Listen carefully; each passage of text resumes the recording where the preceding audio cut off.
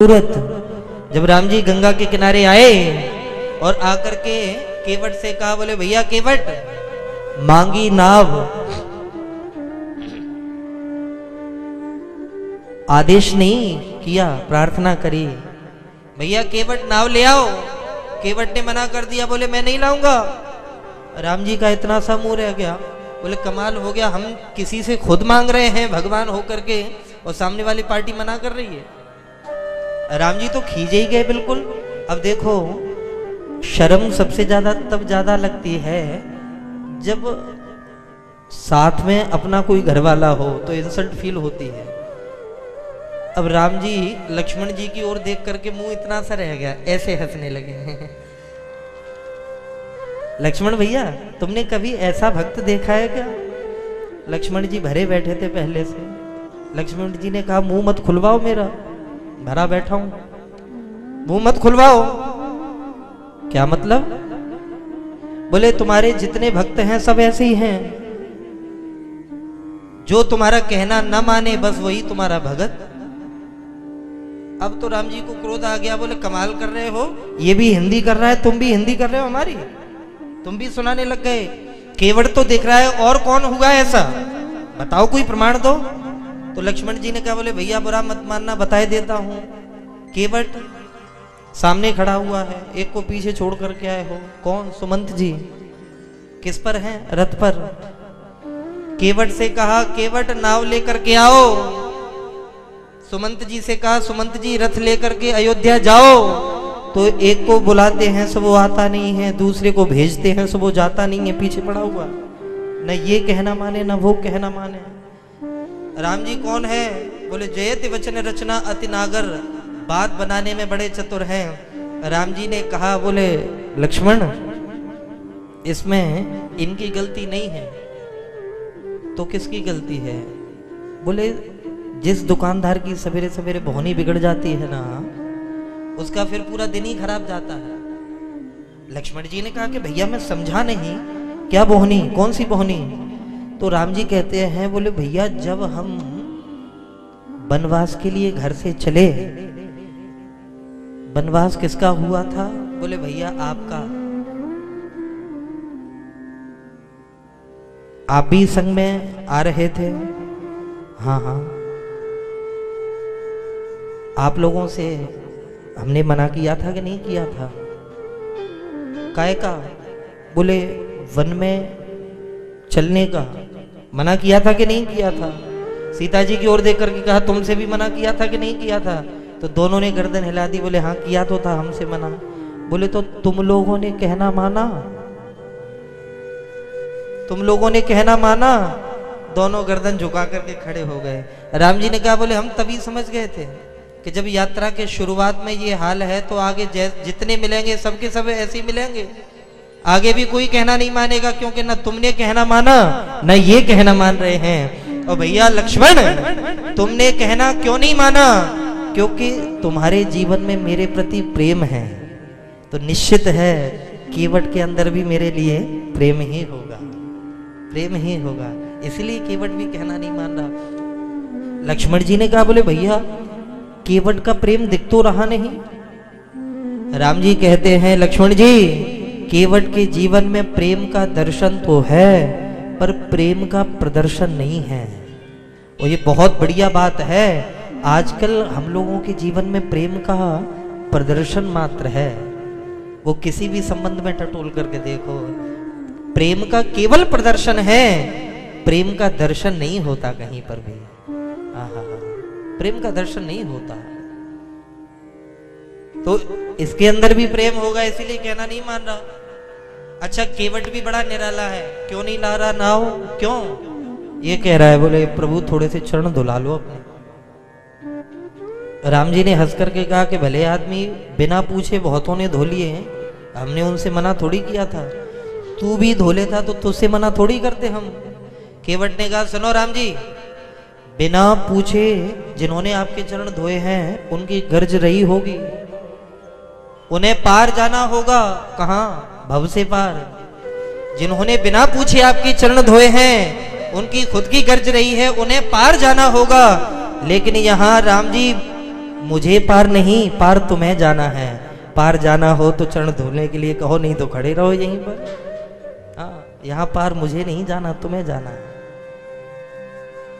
राम जी थोड़े से बात बनाते हुए कहने लगे, बोले भाई इनडायरेक्ट वे में कह दिया, बोले सोई कर जे तब नाव न जाई। अरे भैया केवट वही कर ले जैसे तेरी नौका ना जाए, नाव ना जाए।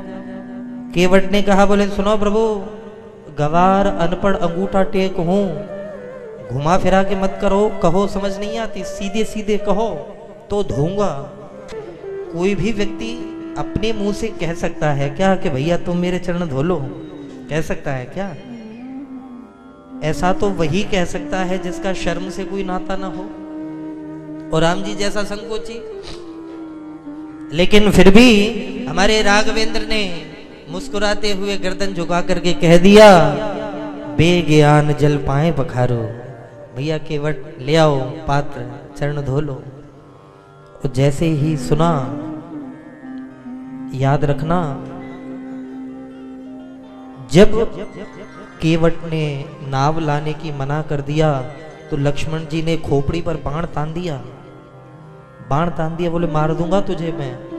केवट ने जैसे ही देखा तो केवट मुस्कुराने लगा, बोले वाह, इससे बढ़िया मौत तो किसी की हो ही नहीं सकती। क्या मतलब? बोले आज तो मैं धन्य हो जाऊंगा भैया, क्योंकि इस मौत के लिए तो बड़े बड़े महापुरुष तरसते हैं। कौन सी मौत? बोले श्री गंगा जी का तट हो, यमुना का वंशी बट हो, मेरा सावरा निकट हो, जब प्राण तन से निकले, इतना तो करना स्वामी, जब प्राण तन से निकले।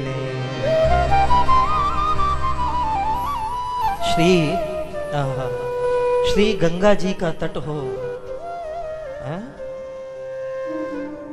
गंगा जी का तट भी है, क्योंकि मैं गंगा किनारे हूं। मेरा सांवरा निकट हो। क्या बात है प्रभु, आप भी सामने खड़े हुए हो, और गलती से यदि लक्ष्मण जी ने बाण चला दिया नाथ, इससे बढ़िया मौत नहीं हो सकती कोई। हाँ? हम लोग काल के भय से भयभीत हो जाते हैं। भक्ति कब करते हैं? या तो भय के कारण, हम लोग या तो भय के कारण। यहां देखिए केवट के जीवन में भय नहीं है। काल स्वयं जिसके सर पे बाण ताने हुए खड़ा है, वो कह रहा मार दो भैया, इससे बढ़िया मौत नहीं हो सकती, मार दो, थोड़ा सा चला दो बाण, इनको देखते देखते मरूंगा, दोबारा मरने के लिए नहीं आना पड़ेगा मुझे। और जब राम जी ने कह दिया कि बोले भैया बेज्ञान जल पाए पखारो, केवट इतना प्रमुदित हुआ, कठवता ले आया, जल भरा, राम जी खड़े हैं, केवट बैठ गया, इशारा किया, बोले प्रभु पैर ऊपर उठाओ। नीचे पात्र रखा है, ऊपर से केवट जल डाल रहा है चरणों पर। और जैसे जल डाला, हृदय भराया, नेत्र सजल हो गए। और जैसे ही नेत्र सजल हुए, लक्ष्मण जी ने देख लिया। लक्ष्मण जी देख करके कहते हैं, क्यों भैया केवट, भाव के कारण चरण धो रहे हो? हाँ, भाव के कारण? केवट ने तुरंत आंसू पहुंचते हुए कहा, बोले नहीं नहीं, भाव के कारण नहीं, हम तो नाव के कारण धो रहे, भाव के कारण नहीं, नाव के कारण। लेकिन लक्ष्मण जी सब समझ रहे हैं, ढालते जा रहे हैं। आज गंगा मैया की खुशी का ठिकाना नहीं। क्यों? क्योंकि माताओं को सबसे ज्यादा खुशी कब मिलती है? जब वो मायके जाती हैं, या मायके से कोई व्यक्ति उनके पास आता है, सबसे ज्यादा खुशी। लेकिन आज उससे भी ज्यादा खुशी है। क्यों? क्योंकि पूरा मायका ही चल करके आज गंगा जी के पास में आ गया है। क्योंकि इन चरणन सो निकसी सुरसरी, शंकर जटा समाई, इन्हीं चरणों से तो माँ गंगा प्रकट हुई है। तो आज गंगा मैया इतनी खुश है कि भैया आज मेरा मायका मेरे पास चल करके आ गया है। मायका स्वयं चल करके आ गया। बड़ी देर तक चरण धोया। राम जी ने कहा, अरे भैया केवट चरण धुल गया क्या? बोले हाँ प्रभु धुल तो गया। तुरंत सुनते ही राम जी ने पैर नीचे रख दिया। और जैसे ही पैर नीचे रखा तो केवट ने कहा, बोले ये क्या कर दिया? गीला था, पोंछ लेने देते। दोबारा से धूल लग गई होगी, फिर से धूल लगेगी तो फिर से मेरी नाव जो है स्त्री बन सकती है, डर फिर बना रहेगा। अरे पोंछ तो लेने देते। लक्ष्मण जी ने कहा, बोले वाह फिर तो हो गए पार, कभी इस पैर को धुलाओ कभी इस पैर को धुलाओ, शर्म नहीं आती तुम्हें? राम जी ने कहा, लक्ष्मण गुस्सा मत करो। राम जी हंस करके कहते हैं, अरे भैया केवट, तुम्हें दिख नहीं रहा कि हम इतनी देर से एक पैर से खड़े हुए हैं? एक पैर से खड़े हैं, खड़े होने में भी तो दिक्कत होती है, एक पैर से आदमी कब तक खड़ा रह सकता है? जैसे ये सुना तो हमारे केवट इसी बात की तो प्रतीक्षा कर रहे थे। केवट ने मुस्कुराते हुए कहा, नाथ रेखन में जड़े कण केते देख देख धोऊं। जो चरणों की जो रेखाएं हैं उनमें जो धूल मिट्टी लगी हुई है, रेखन में जड़े कण केते देख देख धोऊं। आप एक पगसों खड़े याते न कीजिए, नाराज मत होना कि एक पैर से खड़ा हूं मैं। रेखन में जड़े कण केते देख देख धोऊं, आप एक पगसों खड़े याते न कीजिए। और चाहो अवलंब, यदि सहारा चाहते हो, चाहो अवलंब तो बिनीत जू विलंब बिनु, नाथ मेरे माथ पे सो हाथ धर दीजिए। नाथ यदि आपको सहारा चाहिए तो मेरे सर पर हाथ रख दो, आपको सहारा मिल जाएगा, खड़े होने में दिक्कत नहीं होगी। केवट ऐसा क्यों कह रहा है? क्योंकि मेरे भाई बहन, केवट जानता है कि मेरे ऊपर चरण धो लिए तो चरणों की कृपा मुझे मिल गई। इतनी देर से इनसे बतिया रहा हूं, बातें कर रहा हूं तो वाणी की कृपा, इनकी दृष्टि मेरे ऊपर है तो दृष्टि की कृपा, ये मेरी बात सुन रहे हैं तो कानों की कृपा, एक ही कृपा बाकी रह गई है, हाथों की कृपा। तो नाथ मेरे माथ पे सो हाथ धर दीजिए। प्रभु ये हाथ मेरे सर पर रख करके खड़े हो जाओ, आपको सहारा मिल जाएगा। लक्ष्मण जी ने कहा, बोले वाह देखो कैसा भगत है।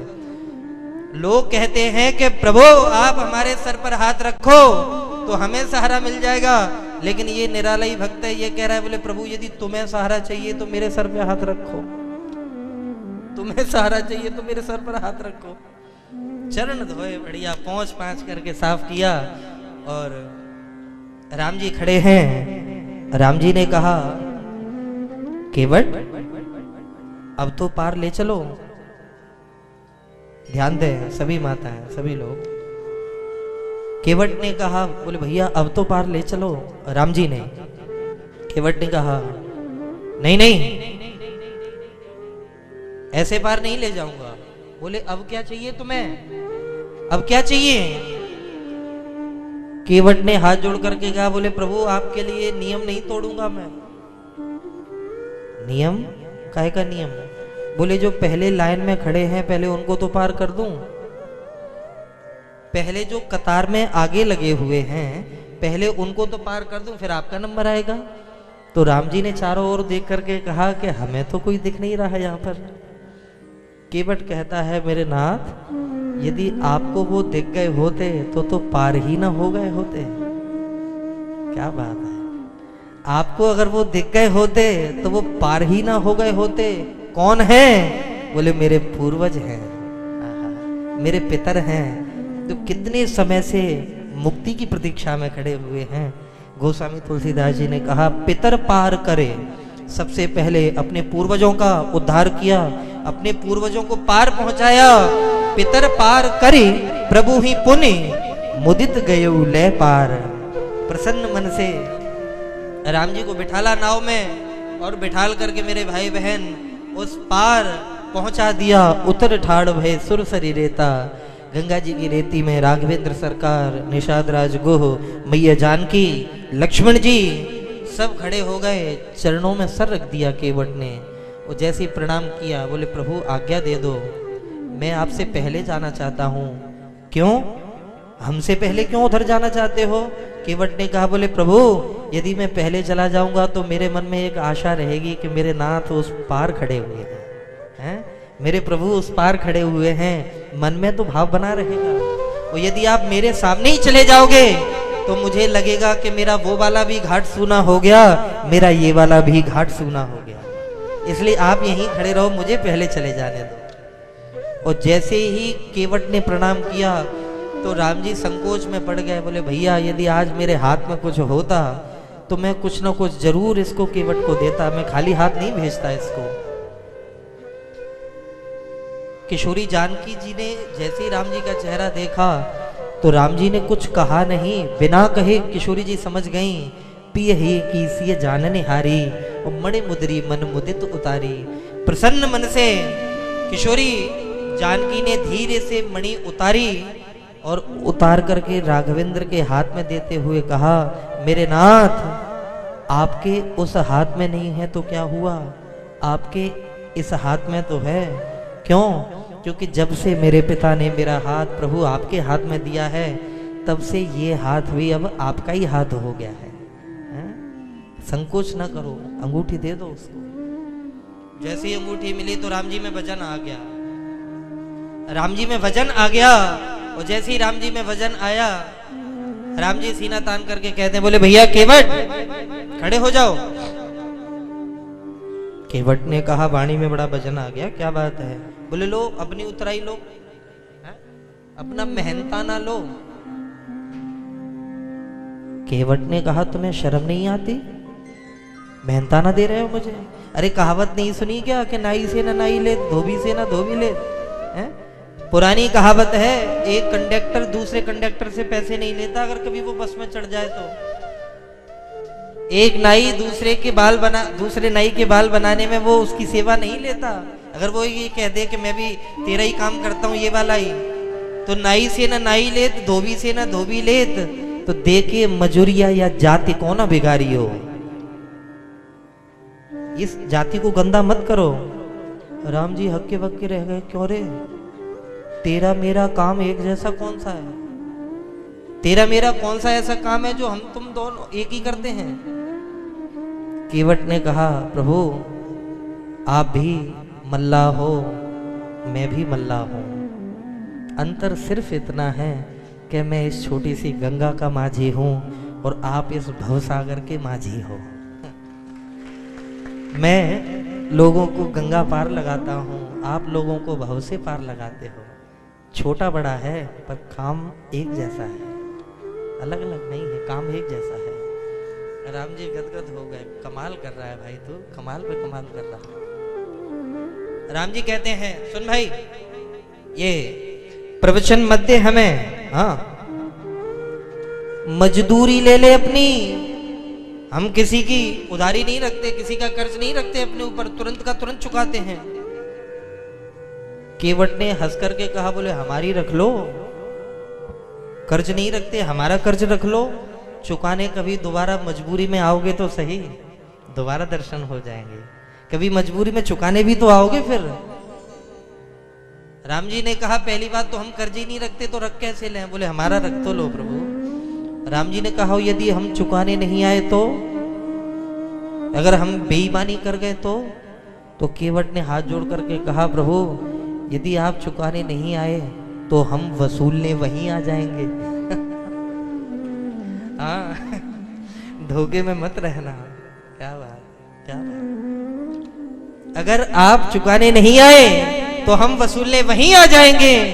अपने को ऋणी समझते हो तो ऋण तुम वहीं चुका देना। अपने को ऋणी समझते हो तो ऋण तुम वहीं चुका देना। मैंने है तुमको पार किया, तुम मुझको पार लगा देना। आहा, अपने को ऋणी समझते हो तो ऋण तुम वहीं चुका देना। आज आप मेरे घाट पर आए हो ना, तो मैंने आपको पार किया है। जब मैं आपके घाट पर आऊंगा थोड़ा सा कष्ट कर लेना कि मुझे भी पार लगा देना, ऐसा नहीं हो गोते खा जाऊं। ठाकुर जी ने कहा कि तू प्रवचन पे प्रवचन देता जा रहा है भाई, अरे मजदूरी ले। केवट ने कहा कि प्रभु किस बात की मजदूरी? बोले अरे उस पार से इस पार पहुंचाने की मजदूरी। केवट ने कहा, बोले मैंने तो आपको पार ही नहीं किया। लक्ष्मण जी की ओर देख करके राम जी ने कहा, बोले देख रहे हो लक्ष्मण कितना बड़ा झूठा है ये। लक्ष्मण जी ने कहा, बोले इससे तो आप ही निपटो, मेरे वश की बात नहीं है, इससे तो आप ही बात करो। राम जी हक्के बक्के खड़े रह गए। राम जी ने कहा, क्यों रे एक बात बता झूठे, अगर तूने हमें उस पार से इस पार नहीं किया तो तू बता कि हम उस पार से इस पार आ कैसे गए? केवट ने कहा मैं आप ही से पूछ रहा हूं, आप ही बता दो, आप उस पार से इस पार कैसे आ गए? राम जी ने कहा नाव से, नैया से। केवट ने हंस करके कहा, बोले प्रभु नैया किसकी है? राम जी ने कहा तेरी है, और किसकी है? केवट हाथ जोड़ करके कहता है नाथ यही तो मैं कहना चाह रहा हूं, आपने तो केवल चरण रख दिए, नैया मेरी पार लग गई। आपने तो केवल चरण रख दिए, नैया मेरी पार लग गई। नाथ आप पार होने के लिए नहीं, मेरी नैया को पार लगाने के लिए आप आए थे, मेरी नैया को पार लगाने के लिए। उतराई मत दो। बहुत कीन, बहुत प्रयास किया, कुछ नहीं ले रहा केवट। अब राम जी पागलों की तरह खड़े रह गए, आगे पैर नहीं बढ़ रहे। बोले बिना दिए जाएं कैसे? तो किशोरी जानकी ने धीरे से हाथ दबा दिया, और हाथ दबा करके कहा पतिदेव कह दो कि मेरे हाथ से नहीं ले रहा तो सीता जी के हाथ से ले ले, किशोरी जी के हाथ से ले ले। तो राम जी ने कहा अरे भैया केवट सुनो भैया, तुम हमारे हाथ से तो ले नहीं रहे, लो जानकी जी के हाथ से ले लो, इनके हाथ से तो ले लोगे। तो मालिक अब तक हंसते रहने वाला केवट रोने लगा, और रो करके कहता है बोले ना दोबारा मत कहना, मैं सुन नहीं पाऊंगा। राम जी वाकई हक्के बक्के रह गए कि रोने लग गया। तो राम जी ने अंगूठी तुरंत हाथ में ले ली। क्या हो गया भैया? केवट क्यों रोने लग गए? ऐसा क्या कह दिया मैंने? केवट रोते रोते कहता है प्रभु मैंने आपके चरण धोए हैं। क्या बात है, श्री गोपाल, मैंने आपके चरण धोए हैं तब आपको पार किया है। और याद करो मुझसे पहले भी किसी ने आपके चरण धोए हैं। किसने? विदेहराज जनक जी ने। जनक जी ने चरण धोए। तो जनक जी ने चरण धो करके क्या किया? बोले जनक जी ने आपके चरण धो करके अपनी प्राण प्यारी बिटिया का हाथ आपके हाथ में दे दिया। तो मेरे नाथ मैं चरण धोने वाला कैसा कि उसी बेटी की अंगूठी उतराई में ले लूं? मैं चरण धोने वाला कैसा? बहुत कीन प्रभु लखन सिय, नहीं कछु केवट ले, और विदा कीन करुणा यतन, भक्ति विमल वरु दे। आज विमल भक्ति का वरदान दे करके केवट को विदा कर दिया। बोले भैया दुखी मत हो, तू जा, तू जा।